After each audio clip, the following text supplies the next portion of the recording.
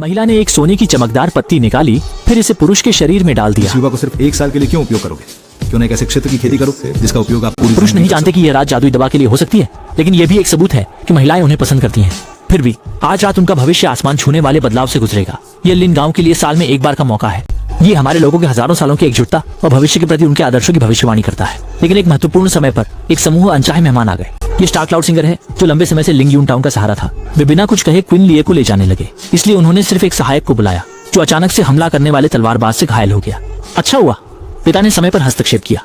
उनकी बातों से पता चला कि 3 महीने पहले किसी ने अवैध तरीके से 33 लोगों की हत्या की थी। इस उत्तरी बर्फीले मैदान में केवल एक व्यक्ति क्वीन ले बिजली का अभ्यास करता है, लेकिन किनले ने कहा कि पूछताछ कर सकते हैं, लेकिन आज रात चांद की पूजा में लोगों का मूड खराब न करें। इसलिए दूत यान यांग ने उसे पहले वुडशेड में बंद कर दिया। लेकिन किसे पता था कि वुडशेड में एक छेद था जो सीधे यहाँ तक जाता है। उसके जाने के तुरंत बाद ही उसने देखा कि दूतियान छाती चौड़ी करके चला आ रहा है। जब तक मामला इतना सरल नहीं है, उसने जल्दी से अपने दोस्त से कहा कि वो आलिन परिवार के प्रमुख को सावधानी बरतने के लिए कहे। दरअसल दूतियांग चाहता था कि किनली उसके साथ हो जाए, क्योंकि उसकी बिजली प्रतिभा विकास के लायक है। वह एक मजबूत सहायक है जो महत्वाकांक्षी शिकार का पीछा कर सकता है। उसकी नजर उत्तरी बर्फीले मैदानों से परे बैंगनी कोहरे के समुद्र और उपकरणों पर ठहर गई। इसलिए दूतियान ने उसे अपने कबीले की जान की धमकी देकर तुरंत वापस जाने को कहा। अगले कदम की तैयारी में किनली जैसे ही कमरे में वापस आया, उसे देखने आया। वह नहीं चाहता था कि वह खतरे में पड़े। किनली ने उसे एक कागज पर अपनी बातें सौंपी।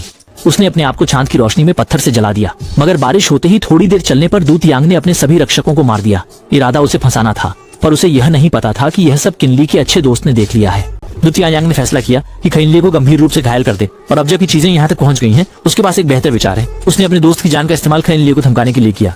बस घायल किनली को बाहर मरने दो ताकि वो डर के मारे भाग जाए। लीन गांव निश्चित ही उसका अधीन क्षेत्र बन जाएगा। लेकिन उसे जो उम्मीद नहीं थी वह यह थी कि किनली के पास यूशी से मिली जादुई दवाई थी जो केवल एक पत्ती थी, लेकिन ये पत्ती एक रहस्यमयी महिला द्वारा उसकी हथेली में ले ली गई थी। वह महिला तेजी से अपना कोट उतारती है और फिर बिना किसी संकोच के ठंडे झील में कूद जाती है। वो केवल इसलिए क्योंकि उसका प्रियतम किंगचिन बर्फ के नीचे गिर गया था। लेकिन जब उसके अनुचर उसे बचाने जा रहे थे तो वे एक पल में ही चांदी और बालों से बन गए थे। किनली ने सफेद कपड़े में महिला से पूछा कि उसने उसका मजाक क्यों उड़ाया और उसे तुरंत क्यों नहीं बचाया। किसी ने सोचा नहीं था कि अगले सेकंड जिंग शून उसे झील में किक मार देगी।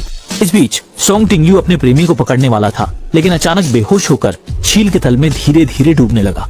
धुंधले में उन्होंने देखा कि कोई उनकी ओर हाथ बढ़ा रहा है, जो वास्तव में किनली थे जिन्होंने उनकी जान बचाई। किनारे पर पहुंचने के बाद सोंग टिंगयू शर्म से लाल हो गए और तुरंत मुड़कर चले गए। शाम को किनली ने शिया जिंगजुएंग को ढूंढा और सच में किनली ने उनकी जान बचाई थी। वास्तव में वह खजाने का डिब्बा चुपके से ले गया था। दरअसल बेटा वह था जिसे उसने सोंग टिंगयू के शरीर से निकाला और जानबूझकर झील में फेंक दिया। इस दाएं हाथ से फेंकने की तकनीक ने उसे पूछने वाले कारणों को याद दिला दिया। शेजिन शुआन ने उसे बताया कि वह और सोंग टिंगयू बचपन से ही दुश्मन हैं और इस डिब्बे में एक ऐसी चीज थी जो वास्तव में मौजूद ही नहीं है। अगर आपको विश्वास नहीं है तो देखने के लिए इसे खोलें। लेकिन इसी क्षण में सोंग टिंगयू अचानक प्रकट होता है और बॉक्स ले जाता है और चेतावनी देते हुए कहा कि किनली जो मार्गदर्शक थे कुछ अधिक सावधान रहे। अगले दिन किनली ने वादे के अनुसार उन्हें स्नो डीप वैली ले गए, जो चिकित्सा के लिए एक खुदरा स्थान है। वहाँ कई नए मरे हुए बच्चे जमीन पर पड़े थे। इसका मतलब है कि स्पिरिट बीस्ट ने बहुत सारी स्पिरिट एनर्जी को अवशोषित कर लिया है। इस समय निश्चित रूप से बहुत शक्तिशाली होगी। फिर भी सोंग टिंगयू ने अपने अधीनस्थों को साथ गुफा में जाने का निर्देश दिया। अभी वे थोड़ी दूर ही गए थे कि एक काला धुआं उनकी ओर तेजी से बढ़ा, और जब किनली ने फिर से चारों ओर देखा तो पाया कि सभी लोग गायब थे। वह लगातार खोजते रहे जब तक कि वह एक पहाड़ी गुफा के मुख पर नहीं पहुंच गए, जहां से सोंग टिंगयू ने अचानक उन्हें खींच लिया। ये पता चला कि उस समय गुफा में आध्यात्मिक जानवर दूसरों की शक्ति को अवशोषित कर रहे थे। तब तक सोंग टिंगयू को समझ में आया कि वे धोखा खा गए थे। उन्होंने रिटेल डिवीजन के जाल में फंसकर उन्हें भागने के लिए उकसाया।